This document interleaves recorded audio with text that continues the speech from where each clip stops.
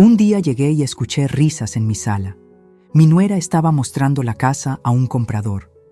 Pensé en venderla, suegra. Total, usted ya vivió su vida, respondí serena. ¿Y tú? Acabas de empezar a arruinar la tuya. El silencio cayó como un golpe. Se quedó pálida. Nunca olvidaré el sonido de esas risas. Era martes por la tarde cuando regresé de mi consulta médica. Apenas había cerrado la puerta cuando las escuché. Carcajadas desconocidas rebotando en las paredes que yo misma levanté hace 35 años. Risas que no me pertenecían, en una casa que sí. Dejé mi bolso en la entrada. Mis manos temblaban, no por miedo, sino por algo que aún no sabía nombrar. Caminé despacio hacia la sala, cada paso sobre el piso de madera maciza que elegí pieza por pieza. Y entonces los vi. Vanessa, mi nuera, estaba de pie junto a la ventana principal, señalando el jardín con ese gesto de dueña que había perfeccionado en los últimos meses. A su lado, un hombre de traje gris tomaba fotografías con su celular. Un hombre que yo jamás había visto en mi vida. Los acabados son originales, decía ella con una sonrisa brillante. Mire estos techos altos, esta iluminación natural. Es una joya de propiedad. Me quedé paralizada en el umbral. El desconocido asintió, escribiendo algo en una libreta. ¿Y cuánto pide por ella? Vanessa ni siquiera se inmutó. 4.800.000 pesos. Es un precio justo considerando la ubicación y el tamaño del terreno. 4.800.000 pesos. El valor exacto de mi casa. El número que solo aparecía en mis documentos privados. Sentí que el aire se volvía denso. Entonces me vio. Sus ojos se encontraron con los míos por una fracción de segundo, y en ese instante algo cambió en su expresión. No era vergüenza, era cálculo. Estaba midiendo qué decir, cómo salir de esto. «Ah, suegra», dijo con una voz demasiado dulce. No la escuché llegar. No respondí. Solo sostuve su mirada mientras el desconocido me extendía la mano. «Buenas tardes, señora. Soy el ingeniero Maldonado. Vine a conocer la propiedad». Mi boca se movió sola. ¿A conocer mi propiedad? Vanessa soltó una risa nerviosa. Es que... Bueno, pensé que sería buena idea explorar opciones. Se acercó a mí, bajando la voz como si compartiera un secreto. Total, usted ya vivió su vida, suegra. Esta casa es demasiado grande para una sola persona. ¿No cree que sería mejor venderla y que todos aprovecháramos ese dinero? El silencio que siguió fue ensordecedor. El ingeniero Maldonado tosió incómodo, mirando entre Vanessa y yo como si acabara de entender que había entrado en un campo minado. Pero yo no aparté los ojos de ella, de esa mujer que llegó a mi casa hace 2 años pidiendo refugio, que durmió en mis sábanas, que comió de mis platos, que juró frente a mi hijo que lo amaría en la riqueza y en la pobreza. Ya vivió su vida. Esas 4 palabras daban vueltas en mi cabeza como abejas furiosas. Respiré hondo. Sentí cómo la sangre subía a mis mejillas, no de vergüenza, sino de algo más primitivo, más antiguo, algo que había dormido en mí durante demasiado tiempo. Cuando hablé, mi voz salió tranquila, demasiado tranquila. «¿Y tú?» Hice una pausa, dejando que cada palabra cayera como una piedra en agua quieta. «Acabas de empezar a arruinar la tuya». Vanessa parpadeó. La sonrisa se le congeló en la cara. ¿Perdón? No repetí nada. Solo me volví hacia el ingeniero Maldonado, quien ya estaba guardando su libreta con prisa evidente. «Ingeniero, lamento que haya desperdiciado su tiempo», dije con una cortesía helada. «Esta casa no está en venta, nunca lo ha estado, y quien le dijo lo contrario no tiene ningún derecho sobre ella». El hombre asintió rápidamente, murmurando disculpas mientras se dirigía a la puerta. Vanessa intentó detenerlo, pero ya era tarde. La puerta se cerró con un golpe seco. Y entonces quedamos solas. Vanessa se volvió hacia mí, y por primera vez desde que la conocí, vi algo diferente en sus ojos. No era arrepentimiento, era furia apenas contenida. «¿Cómo se atreve a humillarme así?», siseó. Yo solo trataba de ayudar. Esta casa se está cayendo a pedazos. Usted ya no puede mantenerla. Y Rodrigo y yo... Rodrigo y tú, la interrumpí. Viven aquí por mi generosidad, comen de mi comida, duermen bajo mi techo, y ahora descubro que intentas vender lo que no te pertenece. Se quedó pálida. Completamente pálida. Yo no era así, solo quería... ¿Qué querías, Vanessa? Mi voz seguía calmada, pero cada palabra salía afilada como un bisturí. ¿Quitarme mi casa mientras aún respiro? ¿Dejarme sin nada porque decidiste que ya no valgo la pena? No respondió. Sus labios temblaban. Caminé hacia ella, y aunque soy 20 centímetros más baja, en ese momento sentí que la miraba desde muy arriba. Esta conversación no ha terminado, susurré. Pero te voy a dar un consejo. Reza para que tu esposo no se entere de esto antes de que yo decida qué hacer contigo. Di media vuelta y subí las escaleras hacia mi habitación. Mis piernas apenas me sostenían, pero no podía dejar que ella lo viera. No podía dejar que supiera que por dentro estaba hecha pedazos. Cerré la puerta con seguro. Me senté en el borde de mi cama, esa misma cama donde dormí con mi esposo durante 30 años, donde lo cuidé en sus últimos días, donde lloré su muerte hasta quedarme sin lágrimas. Y solo entonces, en el silencio de mi propia habitación, dejé que el temblor en mis manos se extendiera por todo mi cuerpo. Ya vivió su vida. ¿Cómo se atrevía? ¿Cómo se atrevía a mirarme y decidir que mi tiempo había terminado, que yo ya no merecía ni siquiera el techo que construí con mis propias manos? Apreté los puños sobre mi regazo, porque ahí estaba el problema. Vanessa no sabía quién era yo. No sabía que esta casa no era solo paredes y ventanas, era mi obra, mi diseño, mi sacrificio. Y lo más grave, no sabía hasta dónde era capaz de llegar para protegerla, pero estaba a punto de descubrirlo. Abajo, escuché pasos apresurados. Una puerta que se abría. La voz de Rodrigo preguntando qué había pasado. La voz chillona de Vanessa inventando su versión de los hechos. Me levanté y caminé hacia la ventana. Desde ahí podía ver el jardín que sembré con mis propias manos, el limonero que planté cuando Rodrigo nació, la banca de hierro donde mi esposo y yo tomábamos café cada mañana. Esta no era solo mi casa, era mi vida entera, y nadie, absolutamente nadie, me la iba a quitar. Si esta historia te está tocando el corazón y quieres saber cómo termina, suscríbete al canal para no perderte ningún capítulo. Porque lo que viene, nadie se lo esperaba. Apoyé la frente contra el cristal frío de la ventana.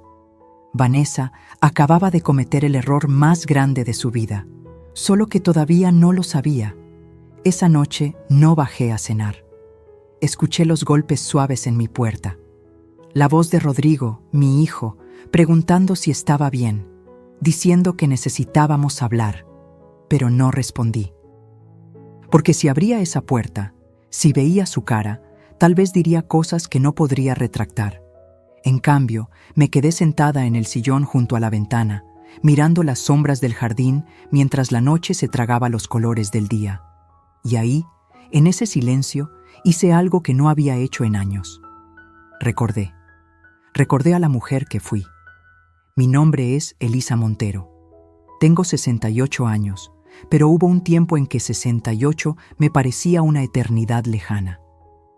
Hubo un tiempo en que yo era imparable. Cerré los ojos y me vi a mí misma a los 33 años, con el cabello negro recogido en una cola de caballo, las manos manchadas de tinta y yeso, inclinada sobre un tablero de dibujo en una oficina diminuta que apenas tenía ventanas. Era 1990. Acababa de recibirme como arquitecta en un mundo que todavía miraba raro a las mujeres con casco y planos bajo el brazo. Mi esposo, Fernando, trabajaba como contador en una empresa mediana. Rodrigo tenía apenas 3 años y corría descalzo por nuestra casa rentada en la colonia Narvarte, un departamento de 2 habitaciones donde los vecinos de arriba hacían tanto ruido que parecía que movían muebles a medianoche. «Elisa», me decía Fernando mientras tomábamos café instantáneo en la madrugada, «algún día vamos a tener nuestra propia casa. Una que tú diseñes, una que sea solo nuestra. Yo sonreía, asentía, pero por dentro pensaba, no algún día, pronto. Porque yo no era de las que esperaban. Durante 5 años trabajé en 3 empleos simultáneos. Diseñaba casas de día para un despacho donde me pagaban la mitad que a mis colegas hombres. Por las tardes daba clases de dibujo técnico en una preparatoria. Y por las noches, después de acostar a Rodrigo, me encerraba en la mesa del comedor y diseñaba proyectos freelance para constructoras pequeñas que necesitaban planos baratos y rápidos. Fernando nunca me pidió que parara. Jamás me dijo, ya es suficiente, o descansa. Él cuidaba de Rodrigo cuando yo tenía entregas. Me preparaba té cuando mis ojos ya no podían enfocar los números. Me masajeaba los hombros cuando el peso de las preocupaciones me doblaba la espalda. Eres la mujer más fuerte que conozco, me susurraba al oído, y yo le creía, porque tenía que hacerlo. En 1995, después de 5 años de no dormir más de 4 horas por noche, de ahorrar cada peso que entraba a la casa, de rechazar salidas y fiestas y vacaciones, finalmente lo logramos. Compramos el terreno. No era grande, apenas 400 metros cuadrados en las afueras de Coyoacán, en una zona que entonces era casi rural. Pero era nuestro. Recuerdo el día que pisé ese pedazo de tierra por primera vez. Todavía olía a lluvia reciente. Había hierbas altas y piedras por todos lados. Fernando me tomó de la mano y me preguntó, ¿qué ves? Yo sonreí. Cerré los ojos y vi todo. Vi las paredes elevándose, vi las ventanas dejando entrar la luz de la mañana, vi un jardín donde Rodrigo podría jugar, vi una cocina grande donde prepararíamos comidas los domingos, vi una biblioteca donde guardaríamos los libros que amábamos, vi un hogar. Veo nuestra vida, le dije. Y entonces me puse a trabajar. Diseñé cada centímetro de esta casa, cada ángulo, cada ventana. Elegí la orientación para aprovechar el sol de la mañana en las recámaras. Calculé la altura de los techos para que el calor no se concentrara en verano. Diseñé closets profundos, alacenas espaciosas, baños con ventilación natural. Pero no solo diseñé, también construí. Sí, yo misma. Porque no teníamos dinero para contratar toda la mano de obra. Así que aprendí a mezclar cemento, a colocar ladrillos, a nivelar pisos. Aprendí a usar el taladro, la lijadora, el martillo. Mis manos, que antes solo conocían lápices y reglas, se llenaron de callos y cicatrices. Fernando trabajaba conmigo cada fin de semana. Rodrigo jugaba entre las bolsas de arena, construyendo sus propios castillos mientras nosotros levantábamos los muros de los nuestros. Tardamos 3 años. 3 años de sangre, sudor y lágrimas literales. 3 años de noches donde me quedaba dormida con las manos adoloridas. 3 años de levantarme antes del amanecer para revisar que todo estuviera avanzando bien. Pero en 1998 finalmente nos mudamos. Recuerdo cómo me sentí la primera noche que dormí en esta casa. Acostada en el piso de la recámara principal, porque todavía no teníamos cama nueva, mirando el techo que yo misma había planeado, sintiendo las paredes que yo misma había ayudado a levantar. Lloré. Lloré tanto que Fernando se asustó. ¿Qué pasa?, me preguntó, abrazándome. Nada, susurré. Es que lo logramos. Realmente lo logramos. Esta casa no era solo ladrillos y concreto, era prueba viviente de que cuando una mujer decide algo, el universo entero tiene que hacerse a un lado. Los años pasaron. Rodrigo creció entre estas paredes, aprendió a andar en bicicleta en este jardín, celebró cumpleaños en esta sala, trajo amigos, novias, sueños. Fernando y yo envejecimos aquí, celebramos aniversarios, lloramos pérdidas, plantamos árboles, remozamos habitaciones. Cada rincón de esta casa guardaba un pedazo de nosotros, y entonces, hace 8 años, Fernando enfermó, cáncer de páncreas. Etapa 4. 6 meses de vida, dijeron los doctores. Viví 11.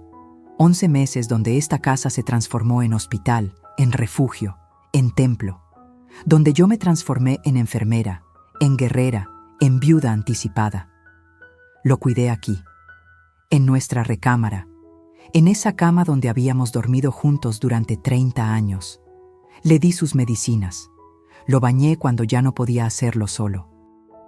Le leí sus libros favoritos. Le sostuve la mano mientras el dolor lo partía en dos.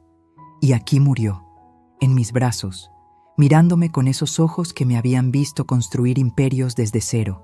Sus últimas palabras fueron: «Cuídala, ella también es tuya».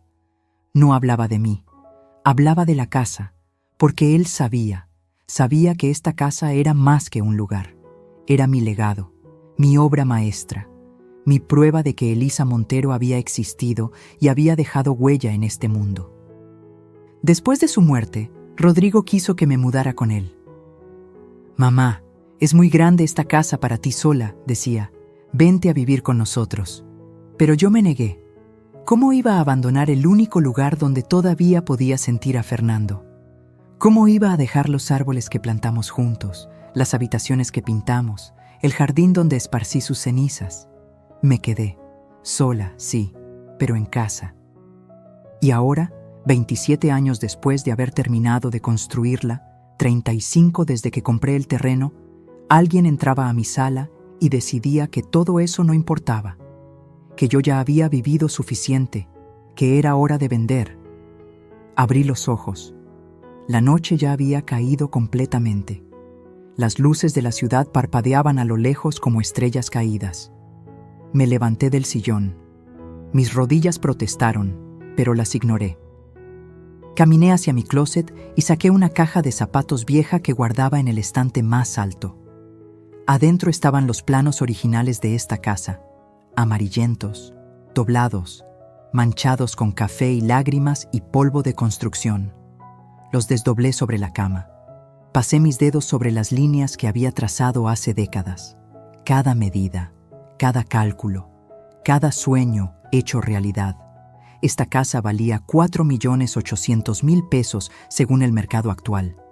Pero para mí no tenía precio. Y si Vanessa creía que podía arrebatármela con sonrisas falsas y compradores desconocidos, estaba muy equivocada. Porque yo era Elisa Montero, la mujer que construyó su propio castillo. Y los castillos no se rinden sin batalla. Doblé los planos con cuidado. Los guardé de nuevo en su caja. Y entonces hice algo que no hacía desde el funeral de Fernando. Me arrodillé junto a la cama y recé. No recé por paciencia, no recé por perdón, recé por fuerza, porque la iba a necesitar. A la mañana siguiente, bajé a desayunar como si nada hubiera pasado. Vanessa estaba en la cocina preparando café. Cuando me vio entrar, se tensó visiblemente. Sus manos se detuvieron sobre la cafetera. «Buenos días», dije con una voz neutral, casi amable. Ella parpadeó, confundida. «Buenos días, suegra». No dije nada más. Simplemente saqué mi taza favorita, la de cerámica azul que Fernando me regaló en nuestro 10º aniversario, y esperé mi turno para servirme café. El silencio en la cocina era tan denso que podía cortarse con cuchillo. Rodrigo entró minutos después, con esa cara de hombre que durmió mal y despertó peor. Mi hijo, mi único hijo, 43 años, ingeniero civil, con el cabello ya escaseando en la coronilla y esas arrugas alrededor de los ojos que lo hacían ver mayor de lo que era. Me miró como si esperara una explosión, pero yo solo sonreí. «¿Dormiste bien, hijo?». Su desconcierto fue evidente. Yo: «Sí, mamá. ¿Y tú?». Como siempre, tomé un sorbo de mi café. «Voy a salir unas horas. Tengo algunas cosas que resolver». Vanessa y Rodrigo intercambiaron miradas rápidas. Ella parecía aliviada. Él, cauteloso. No les di tiempo de preguntar nada más. Tomé mis llaves, mi bolso, y salí de la casa sin voltear atrás. Pero no fui a resolver cosas, fui a recordar. Conduje hasta un café en La Condesa, Uno que solía frecuentar con Fernando cuando necesitábamos escapar del ruido del mundo. Me senté en una mesa junto a la ventana, pedí un café americano y dejé que mi mente viajara hacia atrás. 2 años. Solo habían pasado 2 años desde que Rodrigo llegó con Vanessa.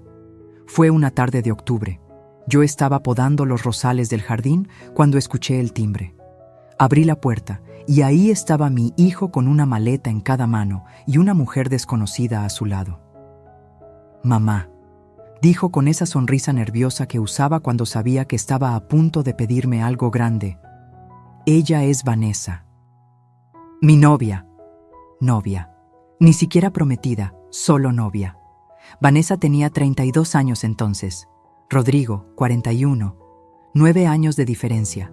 Cabello largo y negro, perfectamente lacio. Uñas impecables color rojo sangre.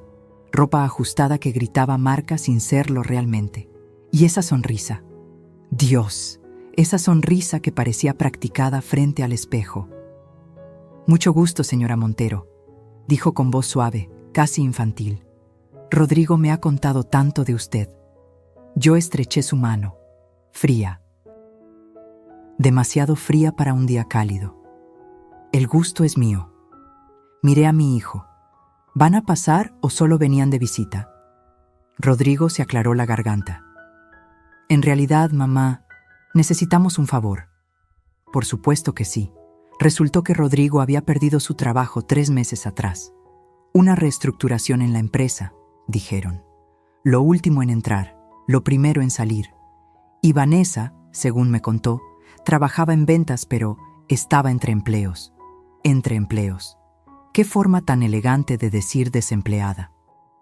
«Necesitamos quedarnos aquí un tiempo», dijo Rodrigo sin mirarme a los ojos. «Solo hasta que consiga algo nuevo. Un par de meses máximo». Un par de meses. Debí decir que no. Debí preguntarle por qué no buscaban ayuda con la familia de ella. Debí establecer reglas claras, límites, fechas específicas. Pero miré a mi hijo, ese hombre que había criado sola después de la muerte de Fernando, y vi algo en sus ojos que me asustó: desesperación. «Está bien», dije. «Pueden quedarse». Vanessa sonrió. Una sonrisa victoriosa que intentó disfrazar de gratitud. «Gracias, suegra. No sabe cuánto significa esto para nosotros». Suegra. Ya me llamaba suegra sin siquiera estar casados. Los primeros días fueron tolerables. Vanessa se mostraba amable, servicial. Ayudaba con la limpieza, preparaba el desayuno, preguntaba si necesitaba algo del supermercado. Rodrigo pasaba las mañanas enviando currículums y haciendo entrevistas por videollamada. Por las tardes, salía con Vanessa a conocer el barrio o se encerraban en su habitación. Yo intentaba darles espacio. Después de todo, eran pareja. Necesitaban privacidad, pero entonces empezaron los cambios.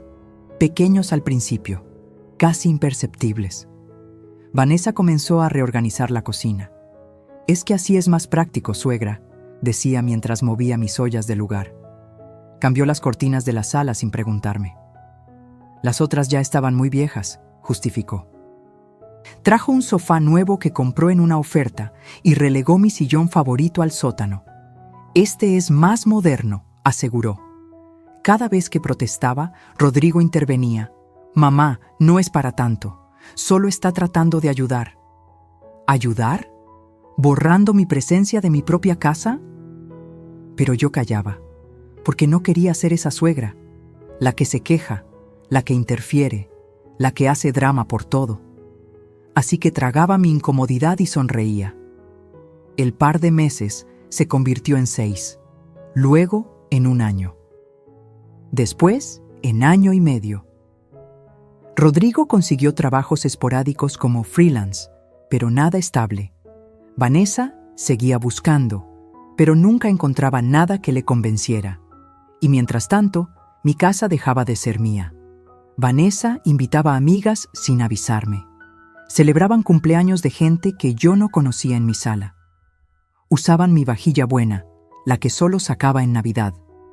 Dejaban platos sucios en el fregadero para que yo los lavara. Cuando les pedía que contribuyeran con los gastos, Rodrigo me miraba con ojos de perro apaleado. «Mamá, sabes que estamos ajustados en cuanto mejore la situación». Pero la situación nunca mejoraba. Y Vanessa cada día se comportaba menos como invitada y más como dueña. Empezó a llamar a mi casa nuestra casa, a referirse a mi jardín como nuestro jardín, a mi sala como nuestra sala. Cuando sus amigas preguntaban, decía: «Sí, vivimos aquí. Es una casa familiar». Como si yo fuera apenas una inquilina en mi propia propiedad. Rodrigo parecía ciego, o peor, parecía no querer ver. Una noche lo confronté. Fue hace 6 meses, después de que Vanessa redecorara mi comedor sin siquiera consultarme. «Hijo», le dije cuando estuvimos solos, «necesitamos hablar». Él suspiró, como si ya supiera lo que venía, como si estuviera cansado de escucharlo. «Mamá, por favor, no empieces». ¿Empezar qué? ¿A defender lo que es mío? ¿A pedir un mínimo de respeto? «Vanessa te respeta», dijo, pero su voz sonaba hueca, como si repitiera algo que había ensayado. «Ella solo quiere que la casa se vea bien, que sea un lugar agradable para todos». Era agradable antes de que llegara. Rodrigo cerró los ojos. «Mamá, no hagas esto, por favor». ¿Hacer qué? ¿Recordarte que esta casa es mía? ¿Que ustedes están aquí por mi generosidad? «Ya sé que es tu casa», explotó finalmente. «¿Crees que no lo sé? ¿Crees que no me recuerda cada maldito día lo agradecido que debo estar?» Me quedé helada. «Vanessa no me recuerda nada», continué con voz temblorosa. «Solo actúa como si tuviera derecho a estar aquí. Lo sé, porque yo se lo di». Se pasó las manos por la cara. «Mamá, la amo, y necesito que hagas un esfuerzo por llevarte bien con ella». La amo. Esas 2 palabras lo explicaban todo. Mi hijo estaba tan enamorado, tan cegado, que no podía ver lo que yo veía con claridad cristalina. Vanessa no amaba esta casa. No lo amaba a él tampoco. Amaba la seguridad, la comodidad, el techo gratis. Pero no podía decirle eso. Porque cuando le dices a un hombre que la mujer que ama solo lo está usando, él no te escucha, solo te odia. Así que me tragué las palabras. Asentí y dejé que creyera que había ganado. Pero esa noche, acostada en mi cama, supe que algo se había roto entre mi hijo y yo. Algo que tal vez nunca podríamos reparar. Y 3 meses después, ahí estaba yo, sentada en un café de la Condesa, tomando un americano frío mientras recordaba cómo había llegado a este punto. Cómo había permitido que una desconocida entrara en mi vida y la desmantelara pieza por pieza. Cómo había perdido a mi hijo sin siquiera darme cuenta del momento exacto en que sucedió. Pagué la cuenta. Salí del café. Y mientras caminaba hacia mi coche, tomé una decisión. No iba a recuperar a mi hijo discutiendo con él. Iba a recuperarlo mostrándole la verdad. Y para eso necesitaba evidencia. Las hormigas no destruyen una casa en un día. Lo hacen lentamente, con paciencia, una migaja a la vez, un pedazo de madera tras otro, hasta que un día te das cuenta de que los cimientos están huecos y es demasiado tarde. Así fue como Vanessa me quitó mi propia vida. No con un golpe. Con 1000 picaduras pequeñas que al principio parecían insignificantes. Regresé a casa esa tarde decidida a observar, a documentar, a ver con ojos nuevos lo que había estado ignorando por meses. Y lo que vi me heló la sangre. Entré por la puerta principal y el olor me golpeó primero. No era el aroma de siempre, esa mezcla de madera vieja y flores del jardín que tanto amaba. Era perfume, un perfume dulzón, pesado, que saturaba el aire como niebla tóxica. Vanessa había comprado uno de esos difusores eléctricos y lo había colocado en la entrada. Vainilla francesa, decía la etiqueta. Yo odiaba la vainilla. Caminé hacia la cocina. Ahí estaba ella, preparando algo en la estufa. Cuando me vio entrar, su sonrisa fue instantánea. demasiado instantánea. «Suegra, qué bueno que llegó. Hice pollo en salsa verde para la comida». Mi estómago gruñó. No había comido nada desde el café de la mañana. «Qué bien», dije, acercándome a la estufa. Pero entonces vi los platos sobre la barra. 2 platos, solo 2, servidos generosamente con arroz blanco esponjado, ensalada fresca, tortillas calientes en una canasta. «¿Y para mí?», pregunté con voz casual. Vanessa ni siquiera pareció incómoda. «Ah, es que no sabía a qué hora llegaría, suegra, pero hay más en la olla. Puede servirse». «Puede servirse», como si yo fuera una invitada llegando tarde a la cena. Me acerqué a la estufa. La olla estaba casi vacía. Solo quedaba un pedazo pequeño de pollo nadando en salsa escasa. Nada de arroz, nada de ensalada. Las sobras. Me estaba dando las sobras en mi propia casa. No dije nada. Serví lo que quedaba en un plato, tomé una tortilla dura del paquete que estaba sobre el refrigerador, no de la canasta con las calientes, y me senté en la mesa del desayunador. No en el comedor, porque Vanessa y Rodrigo ya estaban instalados ahí, comiendo, riendo, hablando de una serie que estaban viendo juntos. Comí sola. En silencio, mirando por la ventana hacia el jardín que yo misma había plantado. El pollo estaba frío. Esa noche decidí quedarme despierta. Esperé hasta que escuché las puertas de las recámaras cerrarse, hasta que las luces del pasillo se apagaron, hasta que la casa quedó sumida en ese silencio profundo de la medianoche. Entonces bajé las escaleras descalza, como ladrona en mi propia casa, y empecé a revisar. Primero, la sala. Los muebles que Vanessa había traído no eran ofertas como había dicho. Revisé las etiquetas que todavía tenían pegadas en la parte de abajo. Tienda departamental de lujo. Cada pieza costaba más de 40,000 pesos. ¿Con qué dinero los había comprado si supuestamente estaba sin trabajo? Abrí los cajones del mueble nuevo. Facturas, montones de facturas a nombre de Vanessa Quiroga Sánchez, tarjetas de crédito, 4 diferentes, todas con saldos en números rojos. Tomé fotos con mi celular. Cada factura, cada estado de cuenta que encontré escondido entre revistas y papeles. Vanessa debía 320,000 pesos en una tarjeta, 240,000 en otra, 180,000 en la tercera y 150,000 en la última. 890,000 pesos en deudas. Y yo que pensaba que no tenía dinero. Seguí buscando. En el estudio que antes era de Fernando, ahora convertido en oficina de Vanessa, encontré algo más. Correos impresos. Conversaciones con un abogado llamado Linares, fechas de 2 meses atrás. Estimada señora Quiroga, en respuesta a su consulta sobre la obtención de poder notarial por incapacidad del propietario, le informo que... Se me cortó la respiración. Incapacidad del propietario. Estaba investigando cómo declararme incapaz. Cómo quitarme el control legal de mi propia propiedad. Mis manos temblaban tanto que casi dejo caer los papeles. Los fotografié todos, cada línea, cada párrafo incriminador. Había más, un avalúo de la casa realizado 3 semanas atrás por una empresa que yo no había contratado.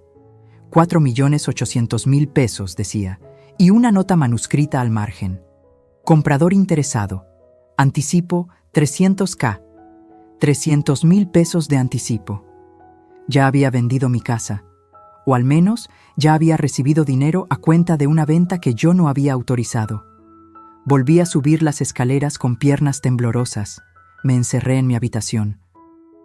Conecté mi celular a la laptop vieja que tenía guardada y transferí todas las fotos. La evidencia estaba ahí, clara, irrefutable. Pero una parte de mí todavía no podía creerlo. Todavía quería pensar que tal vez había malentendido, que tal vez Vanessa tenía una explicación. Qué ingenua fui. Los días siguientes fueron una pesadilla silenciosa. Empecé a notar cosas que antes había ignorado, cosas que me había convencido de que no eran para tanto. como la forma en que Vanessa organizaba reuniones en mi casa sin avisarme. Sus amigas llegaban en las tardes, se instalaban en la sala como si fuera suya, bebían mi vino, usaban mi baño, dejaban manchas de lápiz labial en mis copas de cristal. Una vez protesté: «Vanessa, me hubiera gustado que me avisaras que vendrían visitas». Ella sonrió con esa dulzura falsa que ya conocía tan bien. «Ay, suegra, pensé que no le importaría. Total, está en su cuarto, ni siquiera la molestamos». En mi cuarto. Como si yo fuera una anciana recluida en un asilo, o como el día que llegué de hacer las compras y encontré mi recámara cerrada con seguro, desde afuera. «¿Por qué está cerrada mi habitación?», pregunté, con las bolsas del súper todavía en las manos. Vanessa salió de la cocina secándose las manos. «Ah, es que estuve limpiando y no quería que entrara el polvo del pasillo. Ya está abierta». Mentira. Cuando entré, todo estaba exactamente como lo había dejado. Ella no había limpiado nada. Había estado buscando algo. Documentos, probablemente. Escrituras. Empecé a guardar todo bajo llave. Mi pasaporte, mis papeles importantes, las escrituras de la casa que antes guardaba en el estudio. Y entonces empezó lo peor. Las cenas.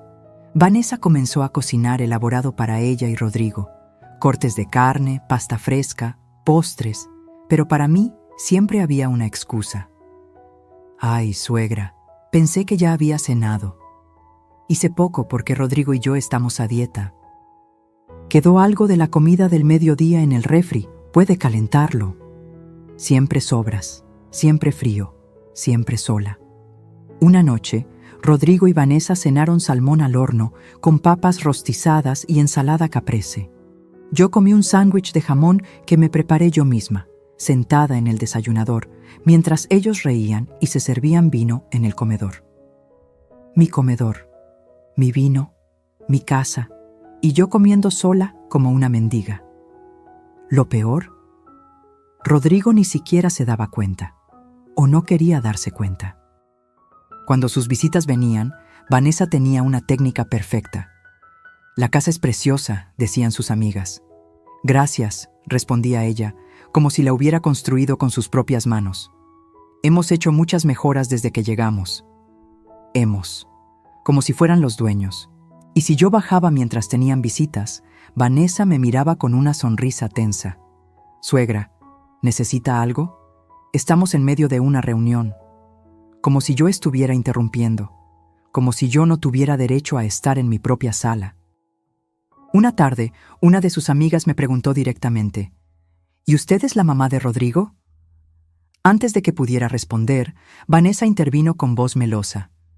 «Sí, ella vive aquí con nosotros. Ya tiene sus años y necesita compañía, ¿verdad, suegra? Vive aquí con nosotros, como si ellos fueran los dueños, como si yo fuera la arrimada». Sonreí, asentí y subí a mi habitación con el corazón hecho pedazos. Esa noche, acostada en mi cama, mirando el techo que yo misma había diseñado, sentí algo que no había sentido en años. No era tristeza, era rabia. Una rabia profunda, antigua, que nacía desde algún lugar oscuro de mi pecho y se extendía como fuego por mis venas. ¿Cómo había permitido esto? ¿Cómo había dejado que esta mujer entrara en mi vida y la deshiciera pieza por pieza? ¿Cómo había permitido que me tratara como basura en mi propia casa? Pero la rabia no era solo contra Vanessa.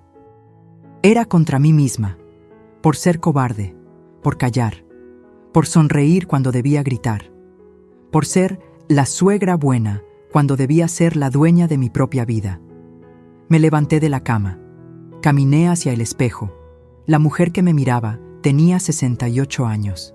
Arrugas alrededor de los ojos, canas asomándose entre el cabello teñido, manos con manchas de la edad. Pero también tenía algo más. Tenía la mirada de alguien que había construido imperios, que había levantado casas con sus propias manos, que había sobrevivido pérdidas que hubieran destruido a otros. «Ya basta», le dije a mi reflejo, y por primera vez en 2 años sentí que la mujer del espejo me creía. Hay momentos en la vida donde todo cambia en un segundo. Un diagnóstico médico, una llamada a medianoche, una puerta que se abre y revela algo que no debías ver. Para mí, ese momento llegó un martes por la mañana, 3 días después de encontrar las deudas de Vanessa. Rodrigo había salido temprano a una entrevista de trabajo. Vanessa todavía dormía, o al menos eso creía yo. Bajé a la cocina a prepararme café cuando vi el sobre. Estaba sobre la mesa del comedor, Manila, grande, con el logotipo de una notaría impreso en la esquina superior. Notaría Pública 186, Lic. Humberto Carmona Soto. El sobre estaba abierto. Debí dejarlo ahí. Debí respetar la privacidad. Pero ya no era momento de debería. Saqué los documentos, y lo que leí me quitó el aire de los pulmones.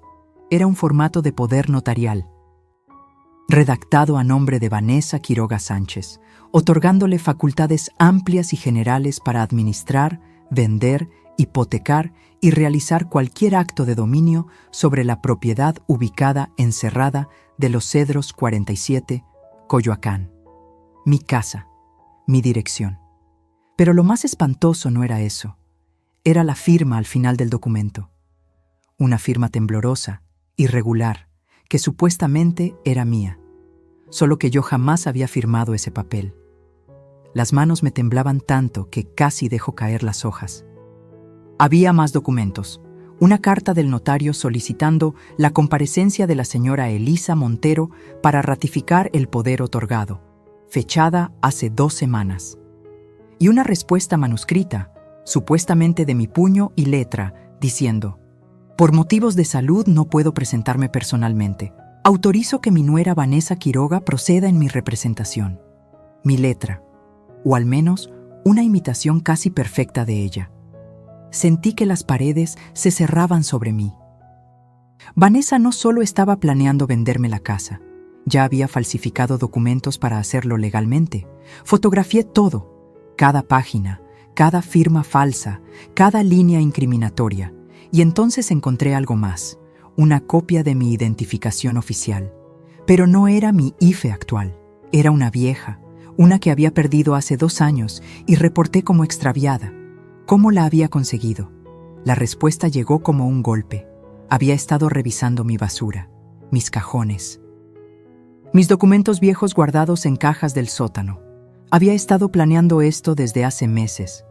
El sonido de pasos en el piso de arriba me paralizó. Guardé todo rápidamente en el sobre y lo dejé exactamente como lo había encontrado. Subí las escaleras tratando de caminar normal, aunque mi corazón latía tan fuerte que pensé que se me saldría del pecho. Necesitaba ayuda, ayuda real. Esa misma tarde, sin decirle nada a nadie, conduje hasta el despacho de Ricardo Solís. Ricardo había sido mi socio en 3 proyectos arquitectónicos hace 20 años. Era arquitecto, pero también abogado especializado en bienes raíces. Un hombre de casi 70 años, con el cabello completamente blanco y unos ojos azules que no perdían detalle. Cuando su secretaria me hizo pasar, Ricardo se levantó de inmediato con una sonrisa enorme. «Elisa, ¿cuántos años sin verte?» Me abrazó con ese afecto genuino que solo los viejos amigos pueden dar. ¿A qué debo el honor?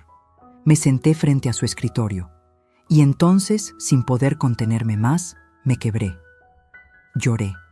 Lloré como no había llorado desde el funeral de Fernando. Lloré por la humillación, por la traición, por la rabia contenida durante meses. Ricardo me dejó llorar. No dijo nada. Solo me pasó una caja de pañuelos y esperó. Cuando finalmente pude hablar, le conté todo. Cada detalle, cada humillación, cada documento que había encontrado. Le mostré las fotografías en mi celular. Su expresión cambió con cada imagen, de preocupación a incredulidad, de incredulidad a furia contenida. «Esto es falsificación de documentos», dijo finalmente, con voz grave. «Es fraude, intento de despojo, podría ir a la cárcel por esto». «Lo sé», susurré. «¿Rodrigo sabe algo?»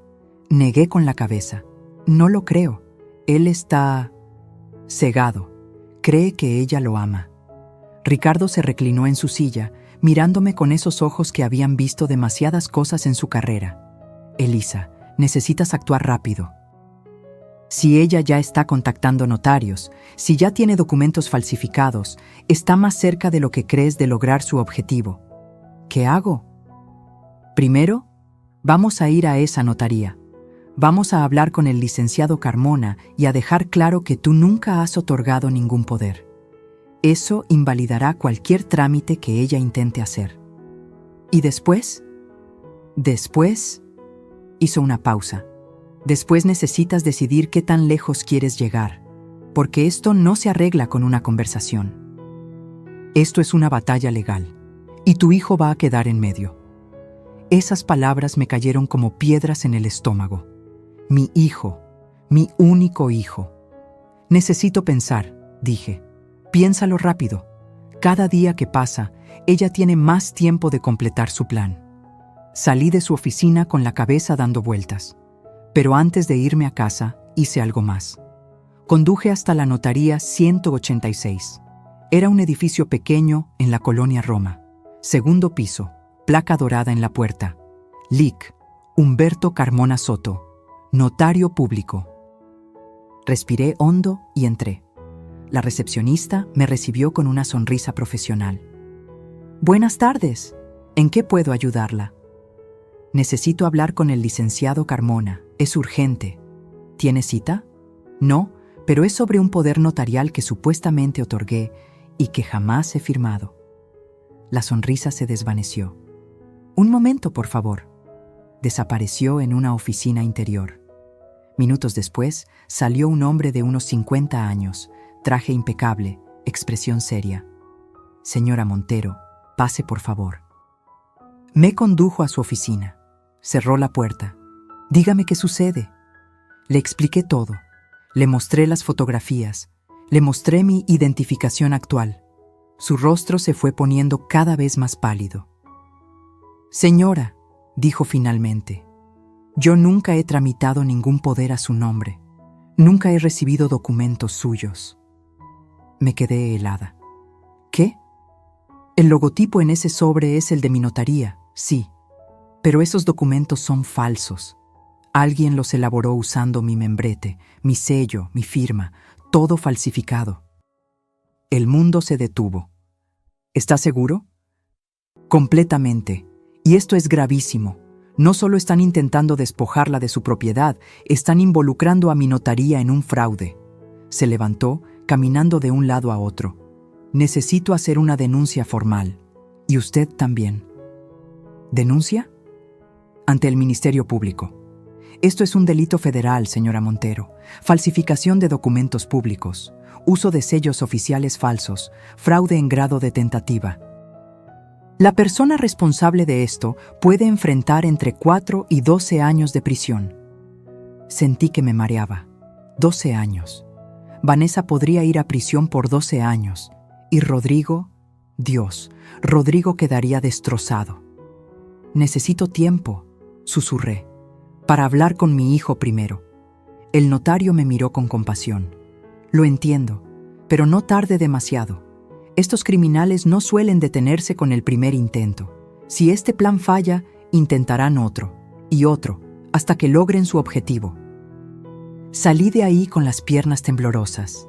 Me senté en mi coche durante no sé cuánto tiempo, incapaz de arrancar, incapaz de moverme. Vanessa no era solo una oportunista, no era solo una aprovechada, era una criminal, una delincuente profesional que había escogido a mi familia como su próxima víctima. Y mi hijo dormía cada noche al lado de esa mujer sin tener idea de quién era realmente. Arranqué el coche. Conduje de regreso a casa con el piloto automático. Cuando llegué, ya había oscurecido. Las luces de la sala estaban encendidas. Podía escuchar la televisión. Entré con cuidado.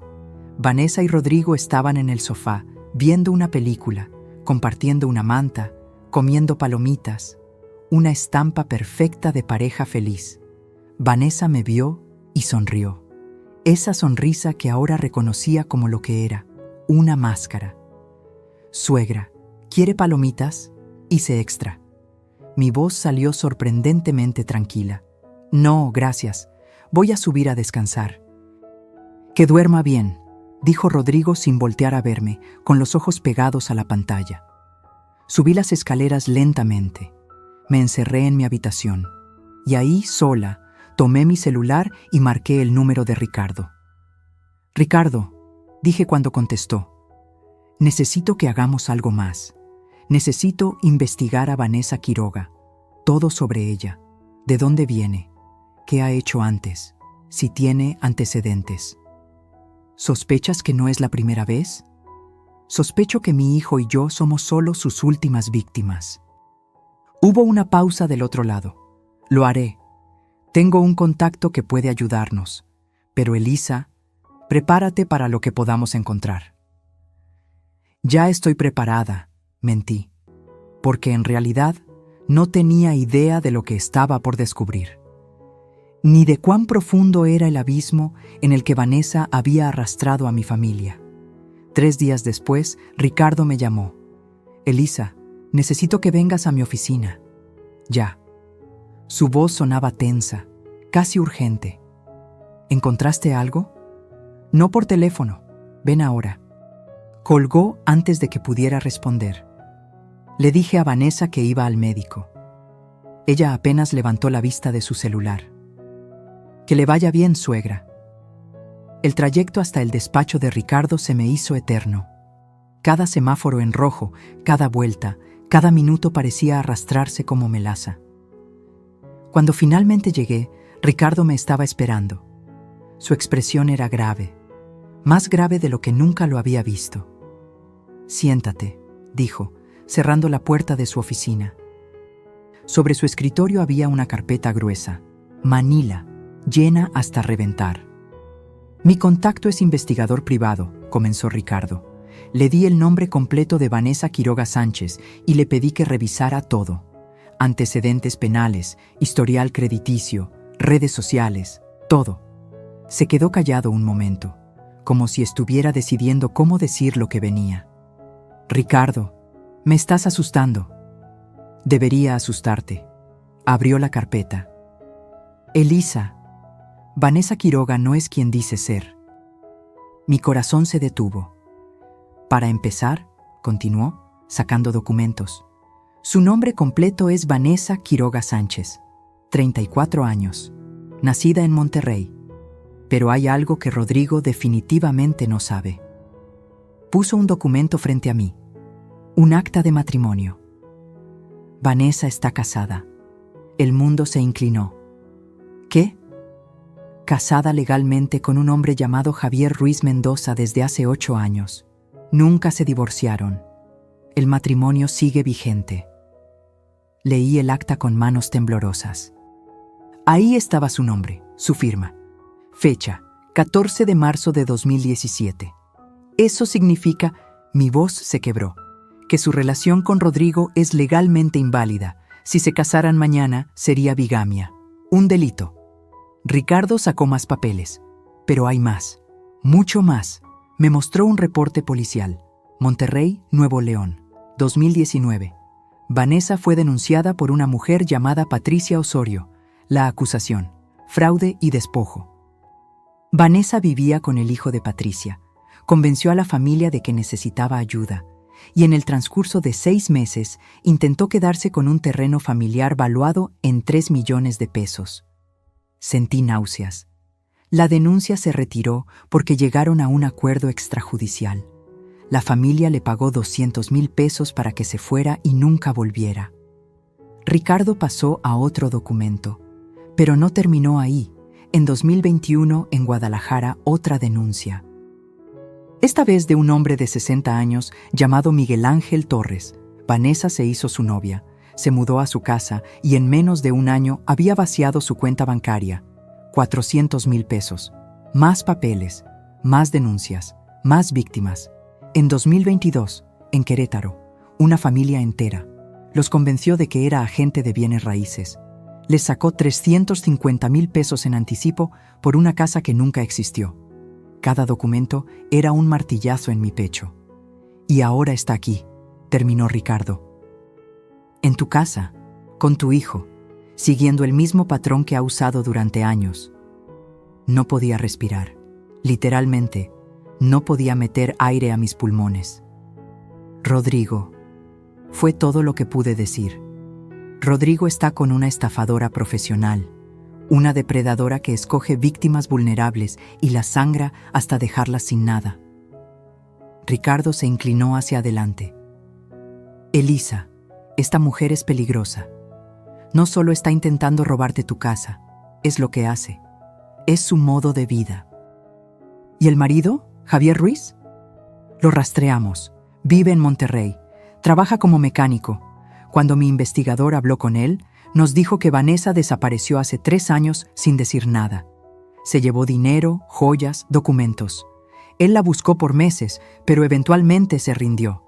Nunca tramitó el divorcio porque, en sus palabras, ¿para qué gastar en abogados por alguien que ojalá nunca vuelva a ver? Puso una fotografía sobre el escritorio. Un hombre de unos 40 años, moreno, con overol de mecánico, parado frente a un taller. Está dispuesto a declarar si es necesario, a confirmar que su matrimonio sigue vigente. Me recliné en la silla, sintiendo que todo mi cuerpo pesaba toneladas. Necesito decirle a Rodrigo. Elisa, piénsalo bien. Cuando le digas esto a tu hijo, su mundo se va a derrumbar. Necesitas estar preparada para eso. ¿Y qué se supone que haga? ¿Dejar que esa mujer siga manipulándolo? ¿Que termine de arruinarlo? No, pero necesitas un plan, porque cuando Vanessa descubra que la descubriste, puede ponerse peligrosa. Ya lo es. Ricardo asintió. Por eso debemos actuar con inteligencia, con estrategia. Cerró la carpeta. Voy a preparar toda la documentación legal. Vamos a presentar una denuncia formal. Falsificación, fraude, intento de despojo. Pero mientras tanto, tú necesitas mantener la calma en casa. No dejes que sospeche. No sé si pueda. Tienes que poder. Porque si se asusta, si cree que está acorralada, no sabemos de qué es capaz. Salí de esa oficina con la carpeta bajo el brazo, sintiendo que cargaba no papel, sino plomo líquido. Conduje a casa en un trance. Mi mente repetía las imágenes de todas esas denuncias, todas esas víctimas, todas esas familias destruidas, y ahora era nuestra. Cuando llegué, la casa estaba en silencio, demasiado silencio. Subí las escaleras y ahí fue cuando lo escuché. Voces, saliendo de la habitación de Rodrigo, Vanessa y él, discutiendo. Me acerqué sin hacer ruido. La puerta estaba entreabierta. No puedes seguir así, Rodrigo, decía Vanessa con voz frustrada. Tu mamá nos está asfixiando. No empieces, por favor. Que no empiece. Vivimos en su casa, comemos de su comida, todo es suyo. ¿Hasta cuándo? ¿Vamos a depender de ella toda la vida? Estoy buscando trabajo, Vanessa. Apenas tuve una entrevista la semana pasada. ¿Y mientras qué? ¿Seguimos aquí como 2 arrimados? ¿Como si fuéramos adolescentes viviendo con mami? Hubo un silencio. ¿Qué quieres que haga? La voz de Rodrigo sonaba cansada, derrotada. Quiero que seas hombre, Rodrigo, que le pongas límites, que le digas que esta casa puede ser nuestra si nos la heredara en vida, que de todos modos es para ti cuando ella, ya sabes, cuando ella muera. No lo dijo, pero ahí estaba. No voy a pedirle eso, respondió Rodrigo, pues entonces nunca vamos a tener nada propio, nunca vamos a ser independientes. Una pausa. A veces pienso que amas más a tu mamá que a mí. No digas eso. Es la verdad. Siempre la defiendes. Siempre tomas su lado. ¿Qué hay de nosotros, Rodrigo? ¿Qué hay de nuestro futuro? No pude seguir escuchando. Retrocedí en silencio, entré a mi habitación, cerré la puerta con seguro. Me senté en el borde de la cama. La carpeta seguía en mis manos. Y entonces, algo dentro de mí se rompió definitivamente. No fue un quiebre dramático, fue silencioso, como el sonido de una rama que se parte bajo demasiado peso. Durante 2 años había aguantado, había callado, había sido comprensiva. Había permitido que me trataran como un estorbo en mi propia casa porque no quería ser la suegra difícil, porque no quería perder a mi hijo, pero ya lo había perdido. Lo había perdido el día que eligió creerle a ella en lugar de creerme a mí. Lo había perdido el día que me vio comer sola en el desayunador y no dijo nada. Lo había perdido el día que dejó que ella me llamara suegra con ese tono condescendiente y él solo sonrió. Abrí la carpeta otra vez, miré todas esas denuncias, todas esas víctimas, y tomé una decisión. No iba a ser una víctima más. No iba a terminar como esas personas, despojadas, humilladas, destruidas. Si Vanessa quería guerra, iba a tener guerra, pero iba a ser en mis términos, en mi campo de batalla.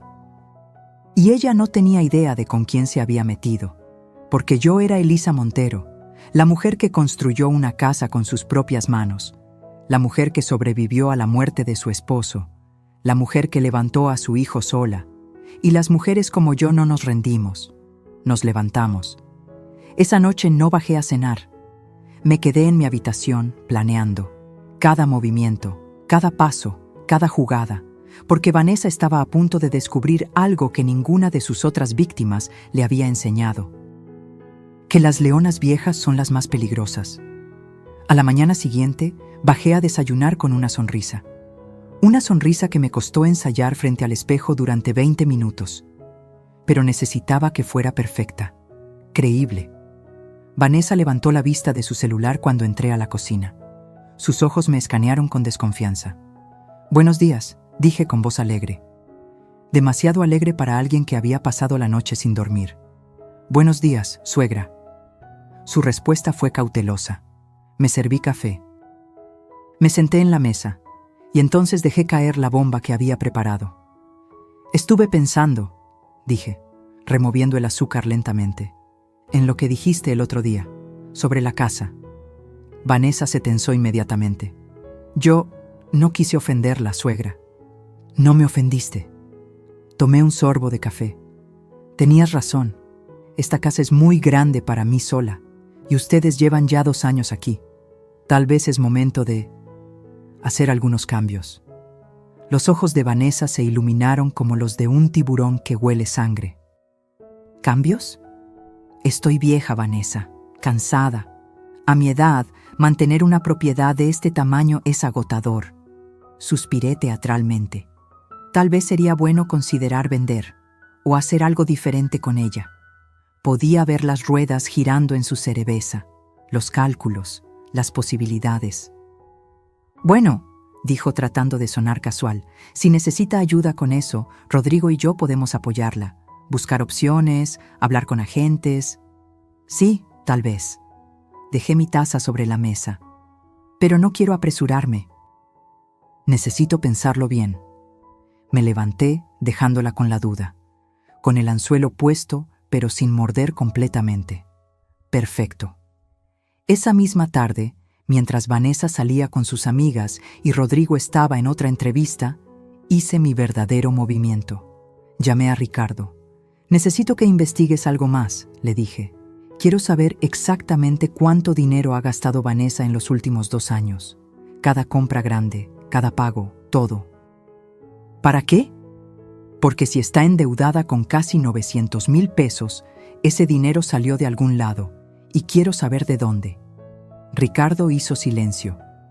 «¿Crees que te está robando?» «Creo que necesito saberlo». 2 días después, tenía mi respuesta.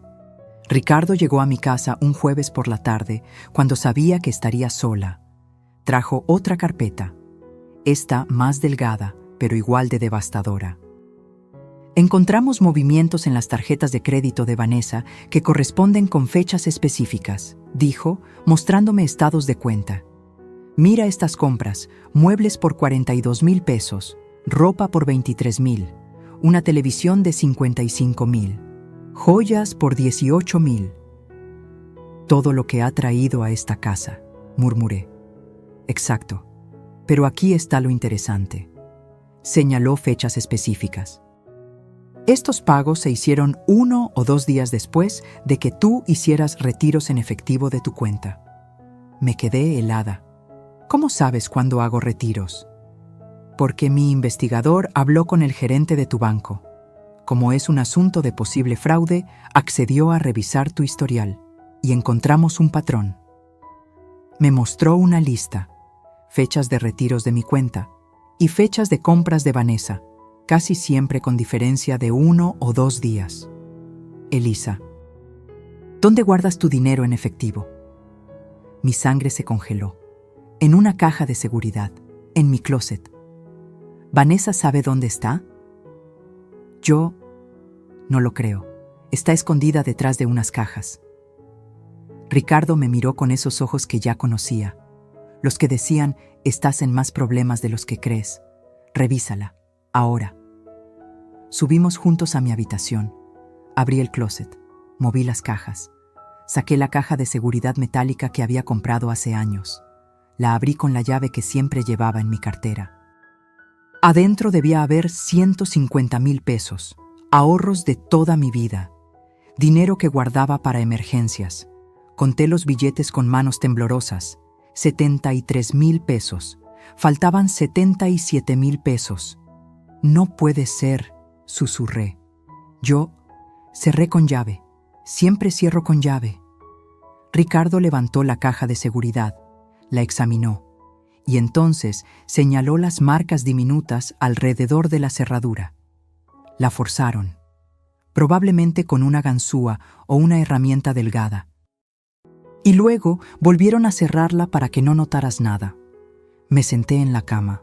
Las piernas no me sostenían. Me está robando, dije en voz alta. No solo está planeando venderme la casa, me está robando el dinero directamente. Sí, y esto es suficiente para añadir robo a las acusaciones. Ricardo se sentó a mi lado. Elisa, ya tenemos evidencia de todo. Falsificación de documentos, intento de fraude, robo. Es momento de actuar. Todavía no. Me miró sorprendido. ¿Qué? Todavía no, repetí, sintiendo cómo algo dentro de mí se endurecía como acero. Porque si la denuncio ahora, ella va a decir que no sabía nada, que fue un malentendido, que yo le di permiso, va a llorar, va a actuar como víctima, y Rodrigo la va a defender. Entonces, ¿qué propones? Propongo que le demos más cuerda, que la dejemos creer que su plan está funcionando, y cuando esté más confiada, cuando crea que ya ganó, hice una pausa. Entonces cerramos la trampa. Ricardo me estudió durante un largo momento. ¿Estás segura? Completamente. Esto requiere que actúes, que finjas, que le sigas el juego. Lo sé. Y que estés dispuesta a que Rodrigo vea cosas que van a romperlo. Esa frase dolió, pero asentí. Es la única forma de que vea la verdad. Ricardo sacó su teléfono. Está bien, entonces vamos a hacerlo bien. Mi investigador va a instalar cámaras de seguridad ocultas en tu casa. ¿Cámaras? Diminutas, en lugares estratégicos. Sala, cocina, tu habitación. Vamos a grabar cada movimiento que haga Vanessa, cada conversación, cada intento de robo o manipulación. ¿Eso es legal? ¿En tu propia casa, grabando a alguien que está cometiendo delitos contra ti? Completamente legal, y será evidencia irrefutable. Me levanté. Caminé hacia la ventana. Desde ahí podía ver el jardín donde Fernando y yo plantamos el limonero cuando Rodrigo nació. Ese árbol ahora era enorme, con ramas que daban sombra a medio jardín. Hazlo, dije sin voltear. Instala las cámaras, graba todo. ¿Y qué vas a hacer tú? Me volví hacia él. Voy a darle el mayor regalo que un estafador puede recibir. ¿Qué regalo? Una víctima aparentemente débil que está a punto de cometer un error enorme. Los siguientes días fueron de actuación pura. Me convertí en la anciana confundida que Vanessa siempre había querido que fuera. Empecé a olvidar cosas, nombres, fechas, dónde dejaba mis llaves. ¡Ay! Se me olvida todo, decía con risita nerviosa cuando Vanessa me miraba. La veía anotar mentalmente cada olvido. Empecé a dejar documentos accidentalmente sobre mi escritorio, papeles del banco, estados de cuenta, el testamento viejo donde dejaba todo a Rodrigo. Una tarde la escuché entrar a mi habitación mientras yo estaba en el jardín. Las cámaras que Ricardo había instalado grababan todo. Esa noche revisé la grabación en mi laptop. Ahí estaba Vanessa, entrando a mi habitación, buscando entre mis cajones, fotografiando mis documentos con su celular. Sentí asco, pero también satisfacción, porque cada segundo de ese video era evidencia. Seguí con mi actuación. Empecé a hacer comentarios sobre lo cansada que estaba de lidiar con papeles y trámites. «Ay, Vanessa», le dije una tarde mientras ella fingía ayudarme a organizar documentos. «A veces pienso que debería simplemente dar poderes generales a Rodrigo, para que él maneje todo. Yo ya estoy muy vieja para estas cosas». Sus ojos brillaron. «No es mala idea, suegra. Así usted se puede despreocupar». «Sí, tal vez». Dejé la frase en el aire. Ese mismo día, la cámara de la sala grabó una conversación entre Vanessa y alguien por teléfono. «Sí, la vieja está cediendo. Dale una semana más y voy a tener los poderes». «No, el hijo es un inútil. Hace lo que yo le digo. 4.800.000. Ya te dije». «Sí, mismo plan que en Querétaro, pero esta vez no va a fallar». Ricardo tenía razón. Esto era lo que hacía. Su modus operandi perfeccionado con los años. Pero había algo más que necesitaba saber. Algo que me molestaba como una espina clavada. «Ricardo», le dije por teléfono esa noche, «necesito que investigues una cosa más. Dime, el marido de Vanessa, Javier Ruiz, quiero que vayas a verlo personalmente, que le muestres fotos de Rodrigo. Quiero saber si Vanessa le ha hablado de nosotros». «¿Para qué?». «Porque tengo una corazonada». 3 días después, Ricardo volvió con información que me dejó sin palabras. «Hablé con Javier Ruiz», dijo. «Le mostré fotos de Rodrigo. ¿Y sabes qué me dijo?». Negué con la cabeza. Que Vanessa lo contactó hace 2 meses, que le pidió dinero prestado, 50,000 pesos. Le dijo que tenía una oportunidad de inversión. ¿Se los dio? No, pero le dijo algo más interesante. Vanessa se burló de Rodrigo. Le dijo textualmente que había encontrado un tonto con casa propia y una vieja que está en las últimas, que en unos meses tendría dinero suficiente para desaparecer otra vez. Sentí como si me hubieran dado un puñetazo en el estómago. No por mí. Ya sabía quién era Vanessa, sino por Rodrigo, mi hijo, el hombre que trabajaba 18 horas al día enviando currículums, que se desvelaba preocupado por su futuro, que amaba a esa mujer con cada fibra de su ser. Era solo un tonto para ella. Una herramienta, un medio para un fin. «Javier está dispuesto a declarar», continuó Ricardo, «a testificar sobre todo lo que Vanessa le dijo y a confirmar que su matrimonio sigue vigente». «Bien», dije con voz más fría de lo que había sonado nunca, «porque ya casi es momento». ¿Momento de qué? De cerrar la trampa. Esa noche me senté frente a mi laptop y revisé todo lo que habíamos recopilado. Videos de Vanessa robándome. Videos de sus conversaciones telefónicas planeando el fraude. Documentos falsificados. Evidencia de su matrimonio vigente. Testimonios de víctimas anteriores. Declaraciones del notario. Estados de cuenta bancarios. Era suficiente, más que suficiente, pero faltaba algo. Faltaba el momento perfecto, el golpe final que haría que todo cayera como dominó. Y entonces tuve una idea que Ricardo llamó arriesgada y potencialmente explosiva. Pero yo la llamé justicia poética. El plan era simple en teoría, brutal en ejecución. Iba a darle a Vanessa exactamente lo que quería. Una víctima débil, confundida, lista para ser manipulada hasta el final. Y luego, cuando ella creyera que había ganado, le iba a mostrar quién había estado jugando con quién todo este tiempo. Pero para que funcionara, necesitaba actuar mejor que nunca. «Ricardo», le dije cuando nos reunimos en un café lejos de mi casa, «necesito que contactes al comprador, ese ingeniero Maldonado que Vanessa trajo a la casa». «¿Para qué?». para decirle que la propietaria está interesada en vender, que se comunique directamente con Vanessa para coordinar una segunda visita. Ricardo frunció el ceño. ¿Le vas a dar más munición? Le voy a dar toda la cuerda del mundo, y cuando esté completamente enredada en ella, voy a jalar. Entendió inmediatamente.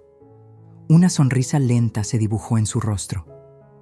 Eres más astuta de lo que recordaba, Elisa. La vida me enseñó a hacerlo. El ingeniero Maldonado contactó a Vanessa 2 días después. Yo escuché toda la conversación desde mi habitación, gracias a las cámaras ocultas que habían instalado. Señora Quiroga, me comunicó con usted el licenciado Solís. Me dijo que la propietaria está lista para avanzar con la venta. La voz de Vanessa prácticamente cantaba de emoción. Sí, así es. Mi suegra finalmente entendió que es lo mejor para todos. Perfecto. ¿Podríamos coordinar una segunda visita? Esta vez me gustaría traer a mi arquitecto para revisar las estructuras. Por supuesto. ¿Qué tal el próximo viernes? En la tarde, cuando mi suegra esté más descansada. Código para cuando esté más confundida. Excelente. Nos vemos el viernes a las 4. Cuando Vanessa colgó, la escuché gritar de emoción. Después marcó otro número. Amor, funcionó. El comprador quiere volver a ver la casa. No, tu mamá está completamente de acuerdo. Te digo que ya está cediendo. Solo necesito que tú también la convenzas, ¿sí? Háblale bonito, dile que es por nuestro bien. Mi hijo. Mi propio hijo siendo usado como herramienta final de manipulación. Esa noche, Rodrigo entró a mi habitación. Tocó suavemente antes de pasar. Mamá, ¿puedo hablar contigo? Claro, hijo. Cerré el libro que fingía leer. Siéntate. Se sentó en el borde de mi cama, con esa postura encorvada que tenía cuando algo lo preocupaba. Vanessa me contó que estás considerando vender la casa. Ah, sí. Suspiré teatralmente. Estoy cansada, Rodrigo. Esta casa es demasiado para mí, y ustedes necesitan hacer su vida. Mamá, no tienes que hacer esto por nosotros. Pero quiero hacerlo. Le tomé la mano. Estaba fría. Eres mi único hijo. Quiero verte feliz, establecido. Y si vender esta casa les da a ti y a Vanessa la oportunidad de empezar bien. Vi el conflicto en sus ojos. Parte de él sabía que esto estaba mal. Pero otra parte, la parte que amaba a Vanessa, la parte que quería creerle, ganaba la batalla. ¿Estás segura, mamá? Completamente. Mentira. Solo prométeme algo. Lo que sea. Que cuidarás el dinero, que no lo desperdiciarán, que construirán algo bueno con él. Rodrigo me abrazó. Te prometo que sí, mamá. Te prometo que vamos a hacer esto bien. Cuando salió de mi habitación, tuve que morderme el labio hasta sangrar para no llorar. Porque mi hijo, mi bueno e ingenuo hijo, no tenía idea de que estaba siendo la última pieza del fraude. Los días siguientes fueron de teatro puro. Empecé a actuar como si estuviera en las primeras etapas de demencia senil. Me confundía en conversaciones, olvidaba nombres, repetía preguntas. Una tarde, mientras Vanessa y yo estábamos solas en la cocina, dejé caer la bomba perfecta. Vanessa, dije con voz temblorosa, necesito que me ayudes con algo. Claro, suegra, dígame. Es que hay tantos papeles, tantas cosas que firmar. El banco me llamó ayer y no entendí nada de lo que me dijeron. Me llevé la mano a la cabeza.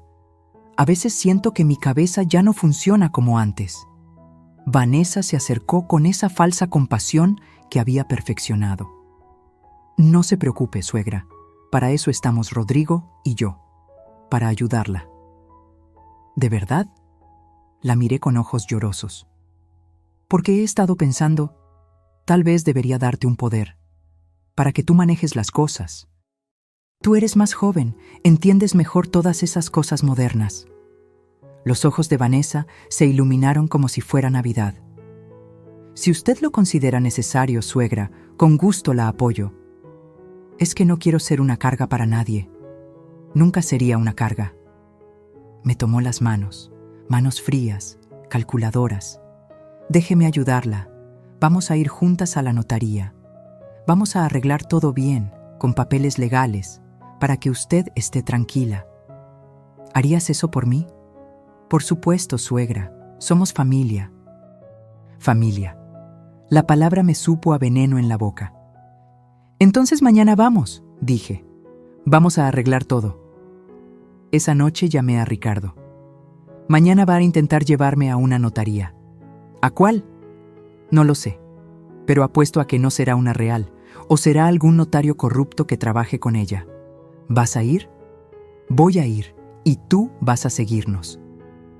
Elisa, esto es peligroso. Lo sé, pero necesito evidencia de ella intentando concretar el fraude. Necesito que quede grabado, documentado, irrefutable. Hubo una pausa.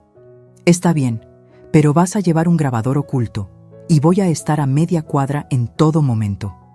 A la mañana siguiente, Vanessa estaba radiante. Suegra, qué bueno que despertó. Ya hice cita en la notaría para las 11. ¿Tan rápido? Es que el notario es muy solicitado. Tuvimos suerte de que tuviera un espacio disponible.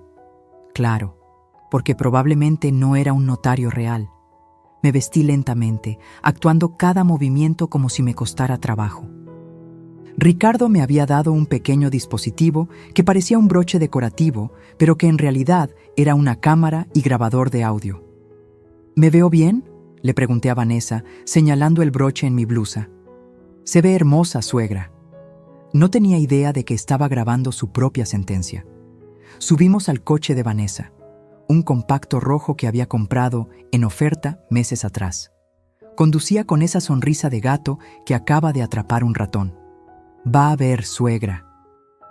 Después de hoy todo va a ser más fácil. Ya no va a tener que preocuparse por nada. Gracias, hija. Usé esa palabra intencionalmente. No sé qué haría sin ti. La notaría quedaba en una colonia que no conocía. Un edificio viejo, con pintura descascarada. Nada que ver con las notarías profesionales que yo conocía. Subimos al segundo piso. La placa en la puerta decía: Lic. Armando Beltrán, Notario Público 243. Entramos a una oficina pequeña, mal iluminada, con ese olor a humedad de los lugares que no reciben mantenimiento. Un hombre de unos 50 años, barrigón, con traje barato, nos recibió con una sonrisa aceitosa. Señora Montero, qué gusto. Pase, pase. Me indicó una silla frente a su escritorio. Vanessa se sentó a mi lado, tomándome del brazo como si fuera una niña que necesita guía. Bueno, comenzó el supuesto notario. Entiendo que desea otorgar un poder general a la señorita Quiroga. Así es, dije con voz débil. Ya estoy muy cansada, necesito ayuda. Perfecto. Aquí tengo el documento ya preparado. Sacó unos papeles. Solo necesito que lo lea y firme.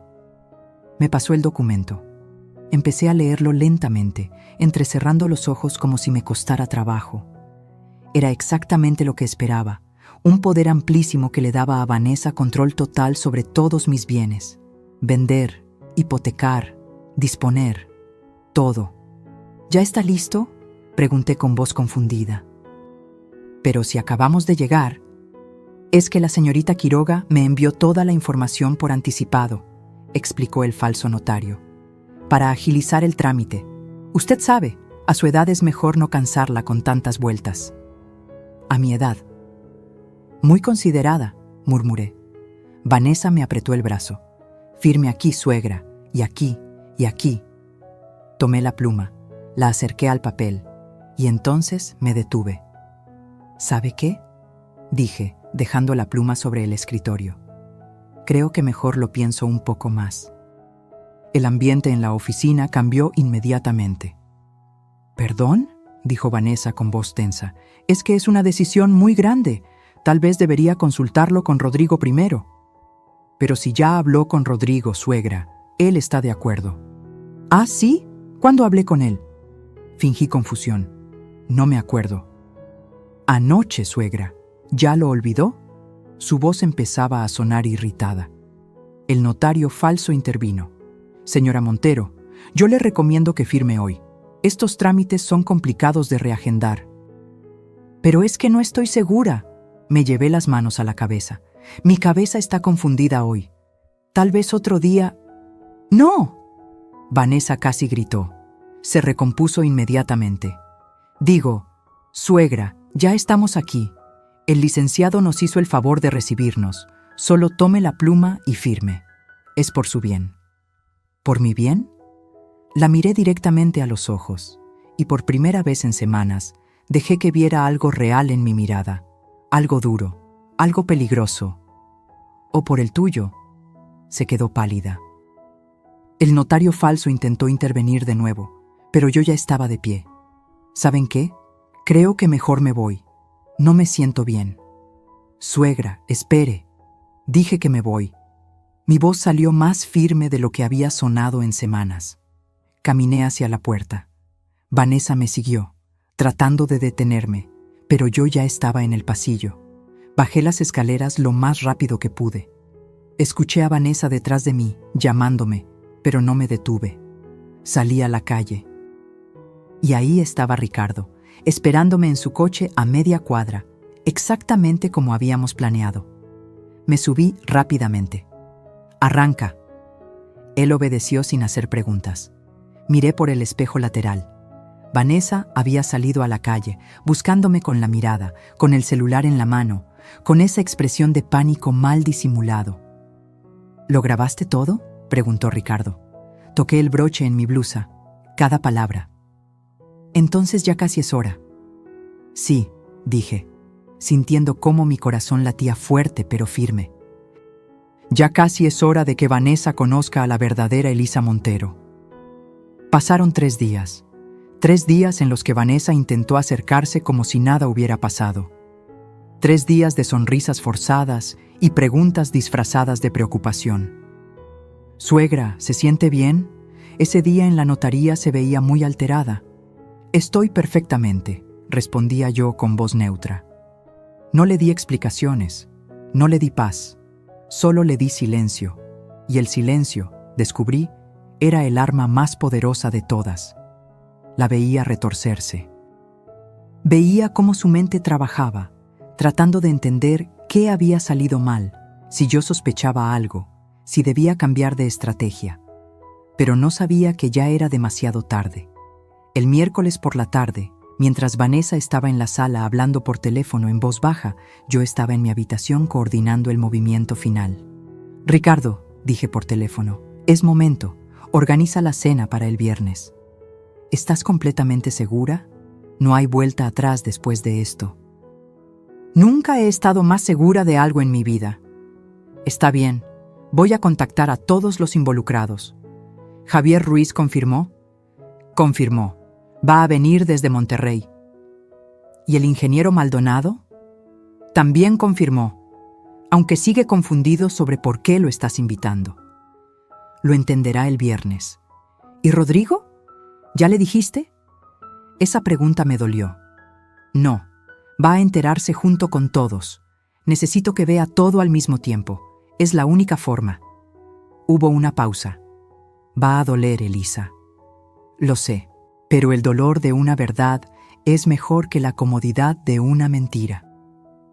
El jueves por la noche, durante la cena, dejé caer el anzuelo final. «Vanessa, Rodrigo», dije mientras comíamos en silencio, «quiero organizar una cena familiar el viernes». Ambos me miraron sorprendidos. «¿Una cena?», preguntó Rodrigo. «Sí, he estado pensando mucho estos días y creo que es momento de resolver algunas cosas, de hablar sobre el futuro con claridad». Los miré a ambos. «Quiero que invitemos a algunas personas importantes para tomar decisiones juntos, como familia». Vanessa recuperó su sonrisa inmediatamente. «Me parece perfecto, suegra. ¿A quién quiere invitar?» «A mi abogado, Ricardo Solís, al ingeniero Maldonado, ese comprador que trajiste, al notario que nos asesorará sobre los trámites». Hice una pausa. «Y a algunas otras personas que creo que deben estar presentes». «¿Otras personas?» «Sí, ya los contacté, todos confirmaron». Rodrigo frunció el ceño. «Mamá, ¿quién es más?»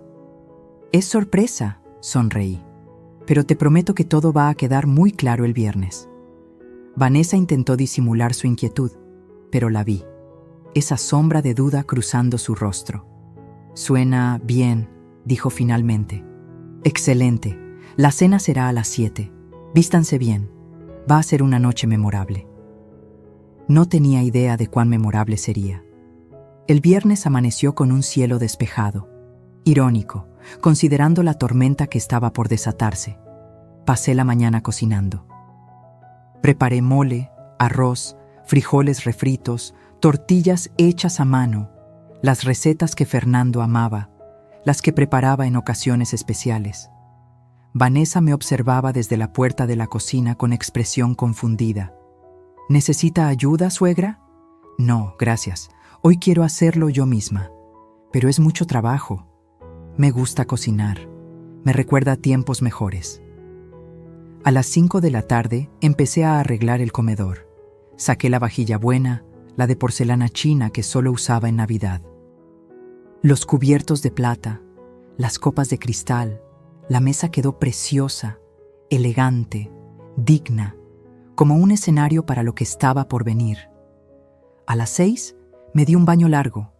Me puse un vestido azul marino que no usaba desde el funeral de Fernando. Me maquillé con cuidado. Me peiné el cabello en un chongo elegante. Cuando bajé las escaleras, Rodrigo me miró asombrado. «Mamá, te ves hermosa». «Gracias, hijo». Le di un beso en la mejilla. «Hoy es un día importante». Vanessa bajó minutos después. Vestido rojo ajustado, tacones altos, demasiado maquillaje. Se veía como lo que era, una mujer desesperada tratando de impresionar. A las 7 en punto sonó el timbre. «Yo abro», dije. Era Ricardo. Traje impecable, portafolio en mano, expresión seria. «Elisa». Me dio un beso en la mejilla. «¿Lista?» «Lista». Entramos al comedor. Rodrigo y Vanessa ya estaban sentados. Rodrigo, Vanessa ya conocen al licenciado Solís. Ambos saludaron con educación tensa. El timbre sonó de nuevo. Era el ingeniero Maldonado. Se veía confundido pero educado. «Señora Montero, gracias por la invitación, aunque no estoy seguro de entender». «Todo va a quedar claro, ingeniero. Pase, por favor». Lo senté en la mesa. Vanessa lo miraba con expresión cautelosa. El timbre volvió a sonar. Esta vez era el licenciado Carmona, el notario real, el verdadero. «Licenciado, gracias por venir». «Señora Montero», cuando me explicó la situación, no pude negarme. Vanessa había palidecido considerablemente. «Mamá», dijo Rodrigo, «¿qué está pasando?» «Paciencia, hijo». Y entonces llegó el invitado que nadie esperaba. Toqué el timbre yo misma esta vez, y cuando abrí la puerta, ahí estaba él, Javier Ruiz Mendoza, el esposo legal de Vanessa. Un hombre de 42 años, moreno, con el rostro marcado por el sol y el trabajo duro. Traía jeans limpios y una camisa de vestir. Se había arreglado para la ocasión. «Señora Montero», dijo con voz respetuosa. «Javier, gracias por venir desde tan lejos. Es lo menos que puedo hacer». Lo llevé al comedor, y cuando Vanessa lo vio, el color desapareció completamente de su rostro. «¿Javi?», susurró. Rodrigo miró entre ellos, confundido. «¿Quién es este señor, mamá?» «Rodrigo», dije con voz firme, «te presento a Javier Ruiz Mendoza, el esposo de Vanessa». El silencio que siguió fue absoluto. «¿Qué?». La voz de Rodrigo salió como un chillido. Vanessa se levantó de golpe. «Esto es un malentendido. Yo puedo explicar. Siéntate». Mi voz cortó el aire como un látigo. Algo en mi tono hizo que obedeciera. Me quedé de pie a la cabecera de la mesa. Todos me miraban, pero yo solo tenía ojos para Vanessa. «Esta cena es sobre la verdad», comencé. «Una verdad que ha estado enterrada bajo mentiras durante 2 años». «Mamá, ¿de qué estás hablando?». Rodrigo se veía completamente perdido. «Déjame mostrarte, hijo». Hice una señal a Ricardo. Él sacó su laptop de su portafolio y la colocó sobre la mesa. La conectó a un pequeño proyector portátil que apuntó hacia la pared blanca del comedor. «Vamos a ver una película», dije. La película de cómo Vanessa Quiroga ha estado destruyendo nuestra familia. Presioné play. La primera imagen que apareció fue un acta de matrimonio, la de Vanessa y Javier. Fecha, 14 de marzo de 2017. Vanessa está casada legalmente, dije. Nunca se divorció. Su relación contigo, Rodrigo, es legalmente inválida. Eres el amante, no el esposo. Rodrigo miraba la pantalla como si le hubieran dado un golpe en la cabeza. La siguiente imagen. Estados de cuenta bancarios. Las deudas de Vanessa. 890,000 pesos. Esta es la razón por la que está aquí. No por amor, por dinero. Luego, las conversaciones telefónicas grabadas, la voz de Vanessa diciendo «La vieja está cediendo» y «Mismo plan que en Querétaro». Después, los videos de ella entrando a mi habitación, buscando en mis cajones, fotografiando mis documentos. Robando de mi caja fuerte. Me robó 77,000 pesos de mis ahorros. Y finalmente, los documentos falsificados, el poder notarial con mi firma imitada, la carta falsa al notario. Intentó robarme mi casa usando documentos falsificados, falsificación de firma, fraude, despojo. Cada imagen era un golpe, cada documento una puñalada. Rodrigo había dejado de respirar, literalmente. Estaba congelado, con los ojos fijos en la pared, viendo cómo su realidad se desmoronaba pieza por pieza. Vanessa intentó levantarse, pero el licenciado Carmona habló. «Señorita Quiroga, le recomiendo que permanezca sentada. Ya presenté una denuncia formal ante el Ministerio Público. Hay una orden de aprehensión en proceso». Ella se desplomó en su silla. «No», fue todo lo que pudo decir. Me volví hacia Javier. «Señor Ruiz, ¿podría decirnos qué le dijo Vanessa cuando la contactó hace 2 meses?» Javier asintió, mirando a Vanessa con una mezcla de lástima y desprecio. «Me dijo que había encontrado un tonto con casa propia y una vieja que está en las últimas, que pronto tendría dinero suficiente para desaparecer otra vez. Me pidió 50,000 pesos prestados para acelerar el plan». Rodrigo emitió un sonido, algo entre sollozo y grito ahogado. «Rodrigo». Vanessa extendió la mano hacia él, pero él se alejó como si su toque quemara. «No me toques». Su voz temblaba. «No, no te atrevas a tocarme». Me volví hacia el ingeniero Maldonado, quien miraba todo con ojos como platos. «Ingeniero, usted fue contactado por esta mujer para comprar una propiedad que ella no tiene derecho a vender. Los 300,000 pesos que dio de anticipo fueron robados.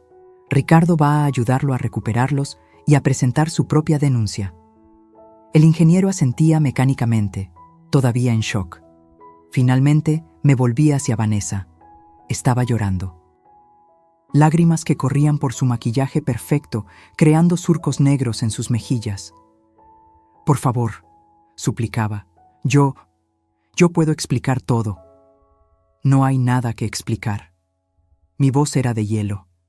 «Eres una estafadora profesional, una criminal que ha destruido familias enteras, y pensaste que yo sería tu próxima víctima. Suegra, por favor». «No me llames suegra». Cada palabra salía envenenada. «No eres familia. Nunca lo fuiste. Eres una depredadora que vio debilidad y atacó. Pero cometiste un error». «¿Cuál?». Me incliné hacia ella, mirándola directamente a los ojos. «Asumiste que por tener 68 años estaba acabada, que era débil, indefensa, que podías manipularme y destruirme sin consecuencias». Sonreí, pero no había calidez en esa sonrisa. «Te equivocaste, porque yo construí esta casa con mis propias manos. Sobreviví cosas que te habrían roto en 1000 pedazos. Y no iba a dejar que una criminal de cuarta me quitara todo por lo que he luchado». Me enderecé. «Ricardo, llama a las autoridades». «No». Vanessa se levantó de golpe. «Rodrigo, dile algo, defiéndeme». Todos los ojos se volvieron hacia mi hijo. Rodrigo estaba sentado, con las manos sobre la mesa, mirándolas como si no fueran suyas. Tenía los ojos rojos, la cara descompuesta. Cuando habló, su voz sonó rota, completamente rota. ¿Algo de lo que dijiste alguna vez fue verdad? Vanessa abrió la boca. La cerró, la abrió de nuevo. Yo sí te amé. Mentira. La palabra salió como un látigo. Todo fue mentira, desde el principio. Se levantó lentamente, caminó hacia ella, y por un momento pensé que iba a abrazarla, a perdonarla, a ser el hombre débil que ella había creído que era. Pero en cambio, se detuvo frente a ella y dijo lo único que importaba. Quiero que salgas de esta casa, ahora. ¡Rodrigo! ¡Ahora! El grito resonó en el comedor. Vanessa retrocedió, tropezando con su silla. Miró alrededor buscando apoyo, pero solo encontró miradas duras, acusadoras. «No tienen derecho», empezó. Pero entonces llegaron las autoridades. 2 agentes del Ministerio Público, una mujer y un hombre. Traían la orden. «¿Vanessa Quiroga Sánchez?» Ella asintió débilmente. «Tiene orden de aprehensión por falsificación de documentos, fraude y robo. Tiene derecho a permanecer en silencio». La esposaron ahí mismo, en mi comedor, sobre el piso de madera que yo había colocado con mis propias manos. Mientras se la llevaban, me miró una última vez. No había súplica en sus ojos, solo odio puro. «Esto no termina aquí», siseó. «Para ti sí», respondí. «Para ti terminó el día que decidiste que Elisa Montero era una víctima fácil». Se la llevaron. La puerta se cerró, y el silencio que quedó fue ensordecedor. Después de que todos se fueron, la casa quedó en silencio. Un silencio diferente al de antes. Este no estaba lleno de tensión ni manipulación. Era un silencio vacío, hueco. Rodrigo seguía sentado en el comedor. No se había movido desde que se llevaron a Vanessa. Solo miraba sus manos sobre la mesa como si buscara respuestas en las líneas de sus palmas. Me senté frente a él. «Hijo, no». Su voz salió quebrada. «No digas nada todavía. Déjame procesar esto». Asentí. Esperé. Los minutos pasaron como horas. Finalmente levantó la vista. Sus ojos estaban rojos, hinchados. «¿Cuánto tiempo lo supiste?» «Semanas. Ricardo investigó todo después de que encontré los documentos falsos». «¿Y no me dijiste nada?» «Necesitabas verlo por ti mismo. Si solo te lo hubiera contado, no me habrías creído». Se pasó las manos por la cara. «Tienes razón, no te habría creído, la habría defendido». Una risa amarga escapó de su garganta. «¿Qué clase de idiota soy?» «No eres idiota. Fuiste manipulado por una profesional». «Viví con ella 2 años, mamá. Dormí a su lado. Le dije que la amaba». Su voz se quebró. «¿Cómo no vi nada?» «Porque el amor nos ciega, y ella era muy buena en lo que hacía». Rodrigo negó con la cabeza. «Te traté mal. Permití que te tratara mal. Te vi comer sola y no dije nada. Vi cómo te faltaba al respeto y...» Se le cortó la voz. «¿Cómo puedes siquiera mirarme?» Me levanté. Rodeé la mesa. Me arrodillé junto a su silla y tomé su rostro entre mis manos. «Porque eres mi hijo. Y los hijos cometen errores, pero también aprenden de ellos. No merezco tu perdón. No es algo que merezcas. Es algo que doy porque te amo». Limpié una lágrima de su mejilla. «Pero necesito que entiendas algo, Rodrigo. Esto no puede volver a pasar. Necesito que aprendas a valorar lo que tienes, a respetar a quien te ha dado todo». Asintió, llorando como no lo había visto llorar desde que era niño. «Lo siento, mamá. Lo siento tanto». «Lo sé, hijo. Lo sé». Lo abracé. Y en ese abrazo sentí todo: el dolor, la traición, el perdón, la esperanza. «Voy a compensarte», dijo contra mi hombro. «No sé cómo, pero lo haré». «Ya sé cómo. Me separé de él. Vas a mudarte». Se quedó helado. «¿Qué? Saqué un sobre de mi bolsillo. Lo había preparado días antes. Hace años compré un departamento pequeño, una inversión. Está en la colonia del Valle. 2 habitaciones, bien ubicado. Las escrituras están aquí. Puse el sobre frente a él. Es tuyo, pero con condiciones. Mamá, no puedo aceptar. Condición 1. Vas a vivir solo. Vas a aprender quién eres sin depender de nadie. Ni de mí, ni de ninguna mujer. Tragó saliva. Asintió. Condición 2. Vas a trabajar. No importa en qué, pero vas a mantenerte con tu propio esfuerzo. Lo haré. Condición 3. Cada domingo vienes a comer aquí y vamos a reconstruir lo que se rompió, como madre e hijo, como familia real. Sus ojos se llenaron de lágrimas nuevamente. ¿Por qué haces esto? Después de todo, porque eres mi hijo y porque creo en segundas oportunidades. Me levanté. Pero esta es tu única oportunidad, Rodrigo. No habrá una tercera.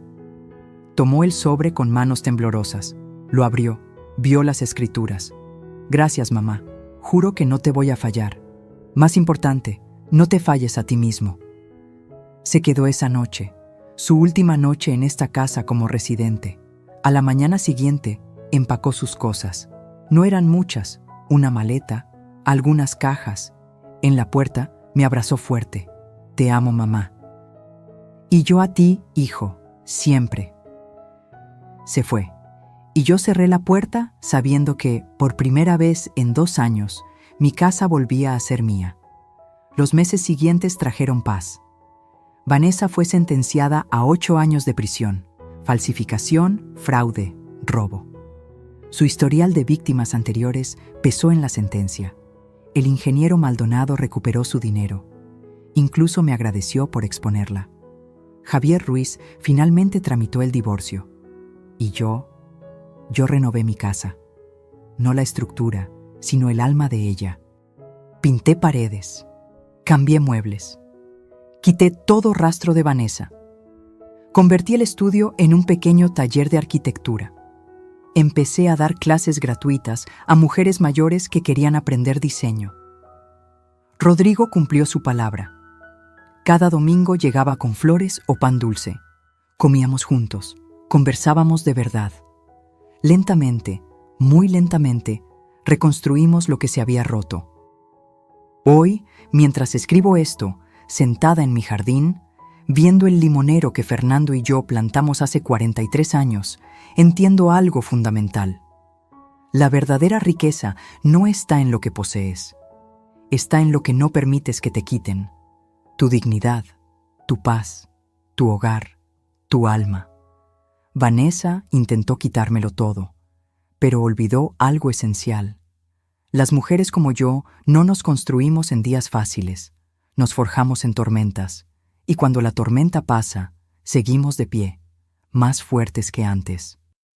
Si esta historia te tocó el corazón, déjame saber en los comentarios de dónde nos estás viendo. ¿Te ha pasado algo similar? ¿Conoces a alguien que necesite escuchar esto? Dale like, comparte y suscríbete para más historias de vida real que nos recuerdan que nunca es tarde para defender lo que es tuyo. Porque la dignidad no tiene edad. Y las leonas viejas siempre tienen las garras más afiladas. Fin.